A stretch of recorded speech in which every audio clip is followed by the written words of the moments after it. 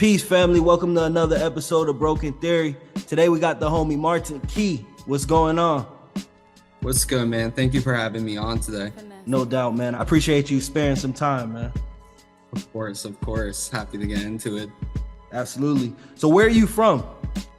Me, I grew up mostly in New England, but I was born in Colombia, in Bogota. Immigrated when I was 3 and was just like only had really my family around, immediate family in New Hampshire, and spent most of my time there. Right now I'm in like the Boston area just working, and just pretty much been here my whole life, just like a Colombian who kind of grew up in New Hampshire, which was always an odd experience. Are you a Celtics fan? I'm a big Celtics fan. Oh man, I'm a Knicks fan. I'm New York across the board, so I'm Giants, Knicks, and Yankees, man. So how did you get started on this music journey? I know you said that you've been doing music for a long time. How did you get started? Yeah, so first started with a guitar. My older brother had a guitar, and there was just like one summer where like all my friends made like the baseball all-star team and got to go to like the game before the Little League World Series, and I just kind of like was stuck back at home, and I was playing like Guitar Hero and Rock Band were like huge at that time because it was like 2008 2010 around that time, and then I was like doing like expert stuff, and I was like, that's what I was spending my time, and I was like, you know what, there's like a guitar upstairs, might as well just like learn that. Yeah, so I think it was Californication by the Red Hot Chili Peppers. Ooh, like, that is a classic, bro. It's a classic. I remember the music video when that shit came out, bro, back in the day when they had MTV and all that shit. You gotta see it when it came out. I was a little too young when that happened, but that music video was dope. Like the GTA kind of like animated shit. That shit was fire, bro. So dope. But yeah, it was like super easy, and I didn't get it good like in the day, but like I could play the notes to where I'm like, oh, it sounds like the song, and like I don't know, I just became addicted to that feeling. It was just learning guitar, just like started where like everybody kind of starts with that, like with the like classic rock and stuff, but then like my taste evolved. But then in high school I was like listening to more like, I don't know, I was getting really into like weird, I guess like not weird, but like I guess like Anthony Fantano type music, like Radiohead and all that. Like more Radiohead is dope, bro. Dude, they're so dope. Johnny Greenwood, that guitarist, he's a big inspiration. So I got into that. Then I kind of a friend needed somebody to play bass, and I'm like, okay, that's just 4 strings compared to 6 strings. And then it was just like doing that, just like learning songs, but then like that in itself is like your motivation goes up and down because it's just like you're playing something else. And then my last semester in college, like I don't want to get into the details, but there is just kind of like a falling out with a situationship, which for the best, I just ended up blocking in with like a piano. Like I'm going to learn piano in this like time where I'm like, I don't know how to manage my time. And then starting from piano like that, I was like, oh man, like I'm just like, I'm not really good to start, but I'm like, I could see myself getting better like the guitar. And then at that time it was like I was like really big into like Mac Miller, and it was like the time I started learning piano was unfortunately like a few months after Mac Miller passed. Oh man. So I was rest in peace. Yeah, rest in peace. He was a huge inspiration, and like I remember when Faces came out, that was like my transition into hip hop. And of course getting into like more sample based stuff. I was really into like Mobb Deep and like Biggie to start, probably like a lot of like East Coast influence, but then again just like going into like my taste kind of go everywhere. But I knew a MIDI keyboard, so I was just like, you know what, let me try to make a beat. I tried and then got intimidated by Ableton. I heard that's the hardest one to start on. Yeah, dude. Especially back in the day, man, there were no tutorials or nothing. Like, there was At the time, yeah, because it was like, especially during COVID, I feel like you could get like a tutorial on anything. Yeah. And it was like really convenient. But yeah, no, that's so true. Like you could find like certain things, but it was hard to really like. Because when I first started, I was planning, like when I picked up music seriously in 2017, like I said, I was seriously considering using either Logic to start making beats or Ableton, because like I heard that Ableton sound quality is just like so much better or whatever as a DAW. And I was just like, you know what, let me try it out. I heard Kanye was using it and Travis Scott, so I was like, yeah, I'll go for it. And then I don't know, the interface, it just wasn't for me, bro. I'm gonna just be real. I was so comfortable with FL Studio, and there was no tutorials out like to do any of the shit that like I wanted to learn how to do. You understand me? So I was like, let me just go with home base, bro. No, I used FL like a bit after using Ableton, and there's just like, also a lot of Ableton users are like, oh my god, Ableton's the best. I'm on the team that like you can make like dope shit with like anything. Like people be making like fire with like koala samplers and like. But yeah, no, that piano raw in FL is OP. Like I use that, I'm like, wow, I can actually like MIDI in like melodies. I don't know why. That's what I'm like, saying, bro. Like going to anything else is just like, why would I do that? You know what I'm saying? Like everything is just like so perfect. I don't know. It's just me, bro. Nah, I mean, if that works with you, then go all for that. Because it's like.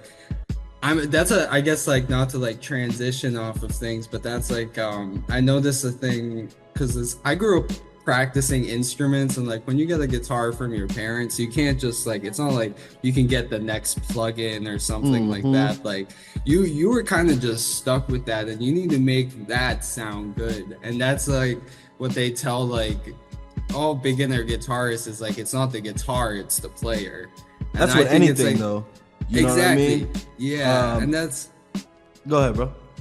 No, I was just gonna say that like it's like you could like, as long as like you got that, like you can get into those kind of like flow states where you're just like grabbing ideas easily and putting them down to like an actual like, not a physical product I guess because it's all digital, but it's like you can like play it back and be like, that's what was in my head. I did that. Then, yeah, that's the tool you got to use, and I'll say that's my advice to anybody.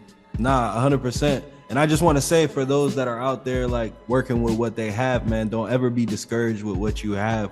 You got to master like what you have in order to be able to receive more. You know what I'm saying? This world is like full of abundance. You know what I mean? It's all about your perception. But if you can make something sound good on a shitty speaker, it's going to sound good everywhere else. You exactly me? So same thing with FX. If you could like dial in those, I know like FL's got like crazy, like that's the thing too, is like now these like Ableton like costs a grip to get like everything that's included. Oh yeah. But I know FL's got like really good stock effects. I've used like Logic at like friends' places where usually like they like record like their drums, guitars, and bass.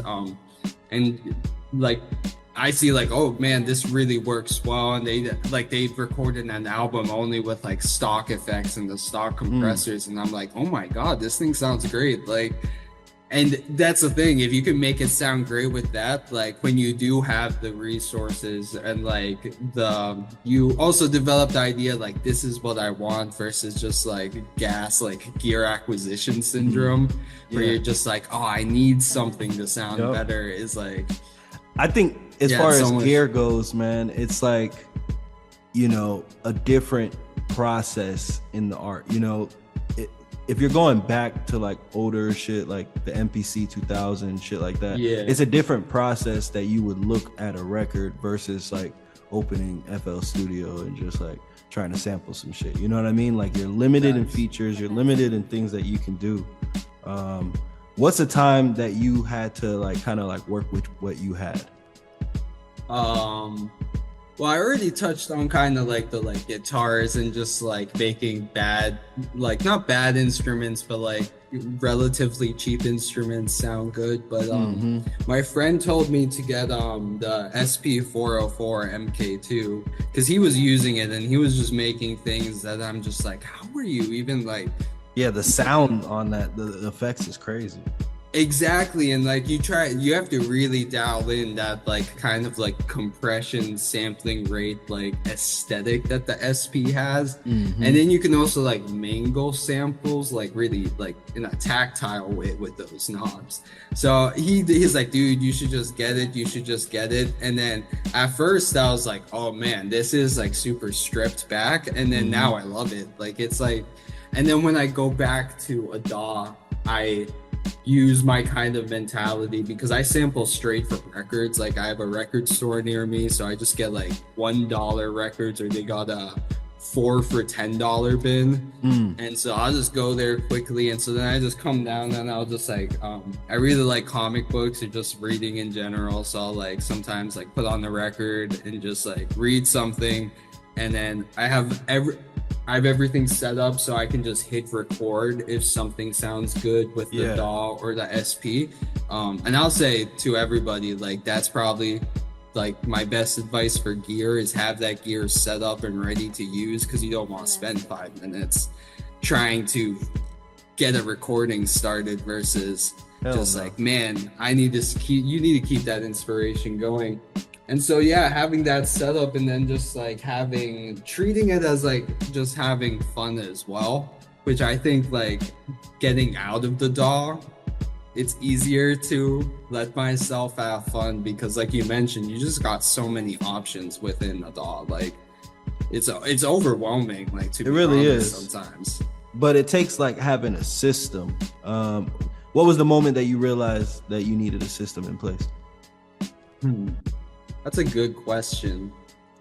Yeah, I guess I was just like, I really just wanted to make things that sounded good.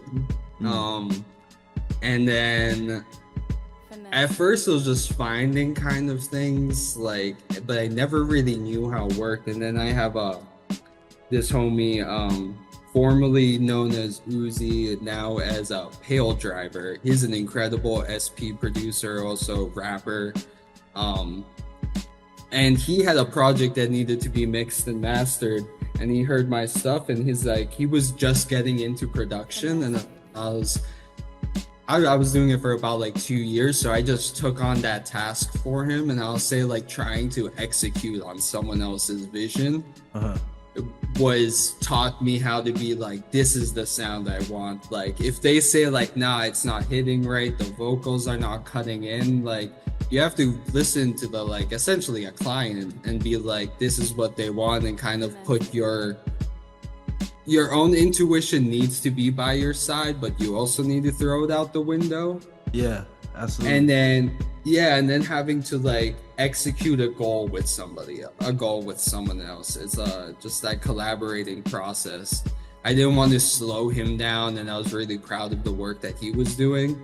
So I found a way to lock in, and yeah, and then later on was like after that, and the transitioning to doing more beats and the SP and stuff. It was I mentioned this a moment ago, but just having everything set up and ready to go. Because before I would be like making type beats or like really trying to recreate a sound, but the moment I had like my MIDI keyboard set up, like I have like certain synthesizers, my guitars and bass, there's times where I could just jam and record and be like, that sounds cool, let me just keep going with that.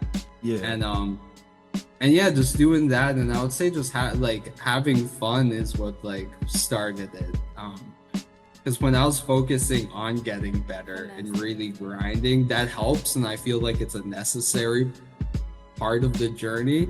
But once you do get your skills, you kind of, I felt like I needed to step back, reassess it, and then be like, why am I doing this? And it's like, it's because the reasons I've always been playing guitar or listening to music. I always have headphones on. It's just something that like genuinely makes my day better. Yeah. Nah, I I don't feel have it. like an easy answer for that one. That's a good Nah, one. I dig it, bro. I appreciate it. Any books that you've read that changed your life? Ooh, books. Let me think. Probably a positive one because I like a lot of like dark things. Nah, But that's a all good. positive one is an autobiography of Pablo Neruda, Uh-huh. who is a I hope I don't mess this up, but Chilean poet, Oh, and okay. he it's like especially in that time like where he was like growing up and like in that area of like Chile, there was just like a lot of civil unrest, and my parents would also talk about that too, and unfortunately like similar things are happening in Venezuela, but that's a really good book for somebody who like didn't exactly witness things but was constantly surrounded by like certain environments, and then like has a very like positive outlook on like himself, the world, and creativity. um That's dope. yeah. What sacrifices have you made to get where you are right now for music? Sacrifices, I would say the main one has been a lot of time. Like it's like you really like sometimes you do have to decide like, oh, I'm not going to go out, I'm not going to like spend a weekend out, I'm not going to be like get drunk. You don't have to like keep like hard rules, but you need to think like, oh, if I drink, I'm not a big drinker, but like theoretically I'm not going to get drink because the next morning I'm not going to be in a clear head, or like Yeah. I gotta make sure to go to the gym because if I'm not feeling positive, then music isn't gonna feel positive. And like, what's the point of making something if you don't want to be in like the studio, pretty much? Yeah. And then also like prioritizing my life outside of music, because it's really hard to, and I'm sure you can attest to this because you mentioned like you really built yourself from the ground up. To do that with music is like it's almost like a Sisyphean task where it's like you really have to be getting the bag everywhere or from like multiple places and really looking out for yourself and like moving forward if it's only within music. And my I since I like got into production and stuff like later on, and my parents, they were classic like first gen immigrant parents were like, you got to go to college, you got to go to school. I was like, no, I want to go to Berkeley because it's like it was in Boston nearby, and they're like, ha, we didn't travel here so you could go to a music school. But they were always incredibly supportive, like you can do it on the side, and like really like they're awesome, and I couldn't ask for better I wish it was a better word, but cheerleaders essentially. Like they're my number one fans, and That's awesome. but they also man. taught me like if you don't have a plan to really like get to the next step or support yourself with this, like make sure you can do something else. Which I would say like, yeah, it's like working and like it sucks, and then you have to like come back and like you're tired, and like music I would say essentially like is a second job. you should definitely have a couple different revenue streams if you're trying to go after music. This is just from experience and like what I know. Now, doing music for a living is not fun. It's really not fun because you're moved by the dollar. You understand what I'm saying? So it's if you're in a situation to where you need the money, you have to do shit for cheaper. You have to do, you know what I mean? Like you're not able to focus on your vision 100% and like add and keep adding and you know, continuously add value to your listener or, you know, whoever's buying beats from you, engineer, you know what I mean? It's a different perception that you have when you're making music for money. No, that's great advice, because I feel like I felt that, but never knew that, because it's like I just knew that like I don't think I can do that. But no, like hearing it from somebody who has done that, like I would say like, and for other like everyone listening, like this is like great advice, because that's how it is, and you got to do it out of the love of the music at the 100%. End of the day. Yeah, like if you no don't have way. that, it's not gonna go. You know what I mean? As far as for this Facts. platform and stuff like that, a lot of the artists that I've had on this podcast and stuff, I've had to help because, like, you know, they can't pay for any of the expenses or anything that goes on with the podcast and shit like that. And I knew that taking on this task, but I didn't expect the amount of people that wanted to be on the show. And I took on more than I could chew, you know what I mean? So it's like, but it was all coming from a place of love, you know what I mean? And like wanting to give people a platform, you know what I mean? So it's like, no, facts. I'm gonna like just deal with it and get over it, you know what I mean? Take the fee and just move on, you know what I mean? And it's valuable. And that's the thing with like music too, is like versus like, I guess like if you go to college and get a job, that the person that you may look up to, maybe like everybody's life situation can be vastly different, especially with music. And that like you could like, there's people I know who have like millions of streams, but then like day to day it's struggle. But it's like, not to say life in general is a struggle, but like that's the thing, is like, you can't look up to people and be like, I want that because of the monetary gains or any of that. It's like, because you do validation. Really never. Exactly. And you never know, because it's like that person, they do that because out of the love of the music, and you never really know if you want to switch shoes with someone else, you feel me? And you have to like appreciate people for that. And I would say that's probably one of my biggest lessons with music versus like dealing with like job people. It's like your boss is always going to make more than you. The person giving you orders is always going to be above you, and then like it's like a hierarchy. Versus music, it's really just like it's a community. And in the end, I mean, so like a lot of people look at it in like a competitive way, but like I look at things abundantly, you know what I mean? Like there's money for everybody to make. There's space for everybody to exist, you know what I mean? Just because you come out with a hot song doesn't mean people aren't gonna listen to other hot songs or whatever, you know what I mean? So like I want to see everybody win, bro. Exactly. You know, and there's music for everybody. It's like, I can't stand competitive musicians or like ego musicians, because at the end of the day, it's like you could make the most simple song that's incredibly catchy, that's better than like jazz virtuoso who like wrote like a mind-blowing piece that like breaks music theory. Like, what are people going to listen to? And you'll break all the streaming records too. Yeah, exactly. You know what I mean? And it's, but then people will listen to the other stuff. So it's like, I agree with that. It's like, there's no need. There's a piece of the pie for everybody. Yeah, I saw something that said Kendrick Lamar's Not Like Us surpassed Tupac's Hit 'Em Up. Really? No, I was watching that in like a couple months, and I was just like blown away. I'm like, damn, like, you know, the game has really changed. I was watching those views when it dropped, like, and I was just like, he really got like 60, I think it was like 60 million just in YouTube in like 2 days. And I'm like, that is crazy. Like, and it really, I like that moment, not to like pick sides, or even though I do have my side, but I like that it, like my side, of course, it's Kendrick. And I'm not like a big Drake hater, but I don't want like, but I will say with the Drake stuff, I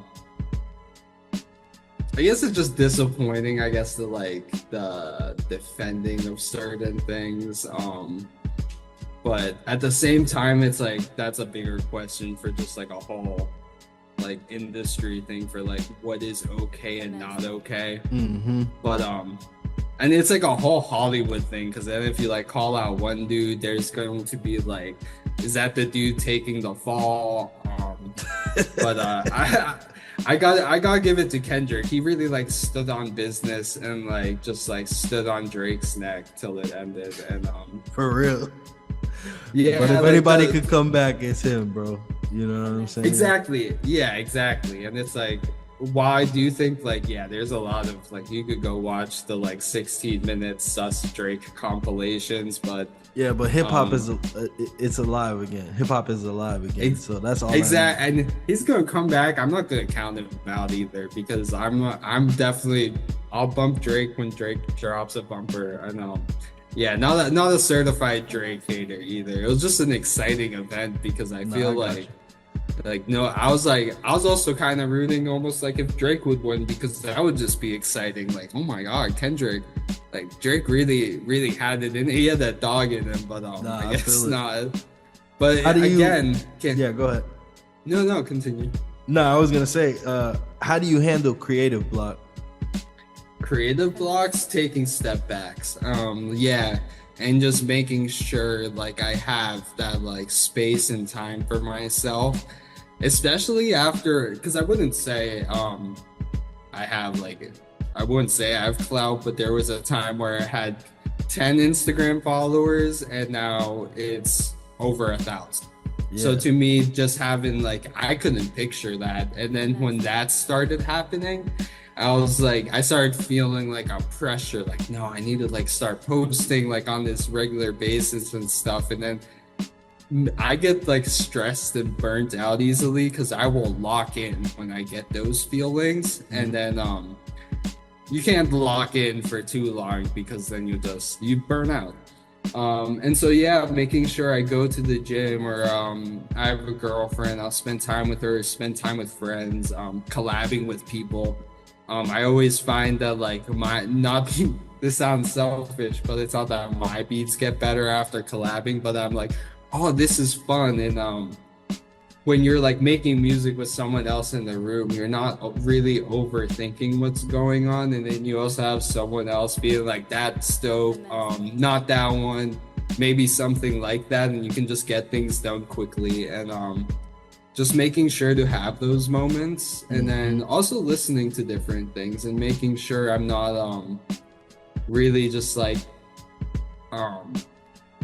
yeah, I guess again burning my ears out with sound. Like if I only listen to one type of music and then try to make that, then it just becomes boring to me. I always end up switching up and making something like as far from what I was previously making. Nah, it's good to do that as creatives, man. So that way you have space, like, you know, you could test the waters, see what people like, you know, never just stick to one sound and just beat them in the head with that.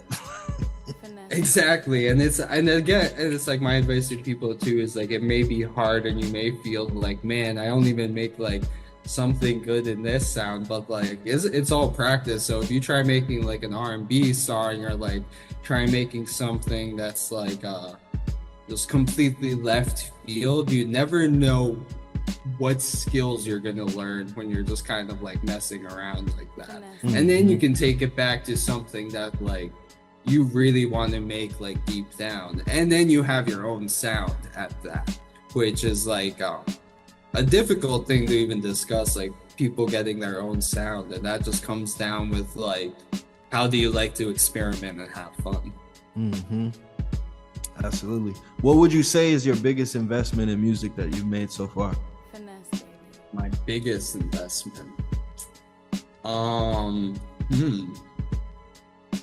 would say recently it is getting into more analog gear, and like my end goal is to kind of only really use MIDI as like a support system, and then like just have things like, because I really like playing things out and developing my ideas there. It may not be as like, I may not do crazy melodies that you can draw on with MIDI, but yeah, it's usually just that. I have like an Artura, like a Mini Freak, getting into modular synths too, just because I love soundtracks.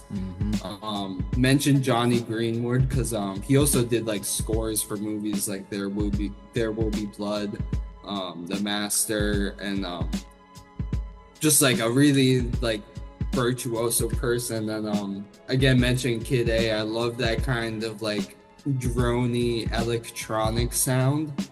So trying to tap into that and just having like these like my current little desk setup has like a little area where I can just like turn knobs and make sounds. And I would say that's having things like that to practice and just be fun is like when I want to go sample a vinyl, make a beat, that's quick because I'm just having fun. But yeah, usually just instruments at this moment. That's what's up. I'll throw out Pro L, Pro Q3, Goldfoss, and Soothe for expensive VSTs that I'll co-sign. Especially Soothe. I just found I really like cleans up sounds for masters. These like they're kind of breaking the game with these like AI plugins. Yeah, they going crazy with that shit. I was like, no way this is gonna be better, but like something like Goldfoss, it doesn't like do the complete EQ job, but I would say like looking into things that you're like, I need one really good compressor, one really good EQ, things like that. Yeah, I would say are like definitely good investments recently. Absolutely. Who would you say are your top inspirations in music? Top inspirations, for producers, I'll start right now. Faves, obviously, Alchemist, Conductor. Especially Conductor is just kind of like him doing like fucking like Drake beats now, and like all like seeing somebody, especially like in the late stage of their career, not really late stages. I'll say he's a young guy. He has so much energy, but it's like people think like if you're not famous by 19, like you're cooked. And he's just like just a really good like personality. I just got the pleasure of working with Polyphonic Music Group, who is the one that made that sample that he did for Drake. Oh, really? How was that? Well, I got 100 of their unreleased samples, so I just been cooking in. I just been locked in cooking up with them. No, I'm excited to hear what you make with that. Yeah, I've been doing that shit. Ooh, top three is there a tough question. Mac Miller, I'll throw in there. Especially his ability to like, he was a great musician and a great producer, fantastic. And like he was somebody who would do tons of styles and somebody who was very genuine. Currently right now, Paris, Texas, I love those two. Like they're really doing that like rock rap sound, which I like wanted to hear like sound good. I feel like everyone's failed up until the last few years. Peggy, like his last album is kind of like makes me feel bad about myself. It's so good. Yeah, again, like he just does everything like on his own, and that's like a big inspiration. And then going off, I love like Radiohead, Elliott Smith, like like singer-songwriters, Have a Nice Life for bands like kind of like shoegazy sounds. Yeah, and Rome Streets and Boldy James are probably my like top two like MCs at the moment. I had the pleasure of meeting Boldy, man, when he came for the Everybody Can't Go tour. That shit seems like it would be like so he's dope nice. I got to see him at the, I think it was the NBA Leather tour with with Earl. Earl and actually, yeah, that was tight. Dope. And then yeah, Rome, I got to see when I went to go see Rome live, like for some reason we all had to like leave the venue. It was pouring rain right before the set started. And the set started like 40 minutes later, and it was during the Kiss the Ring tour, and then West Side Gun came out. It was probably one of the top shows. Like came out like stunning in like Yeezy boots. It was like he really is just like that swagged out. Like you see him and like hear him, and then you're like in real life when you see him and hear him, you're like, oh, that is that dude. And then Rome just like sounds straight off of the record. Like, yeah, I would say like those are like artists where like when I'm making beats, it's like I would want like an MC of that caliber.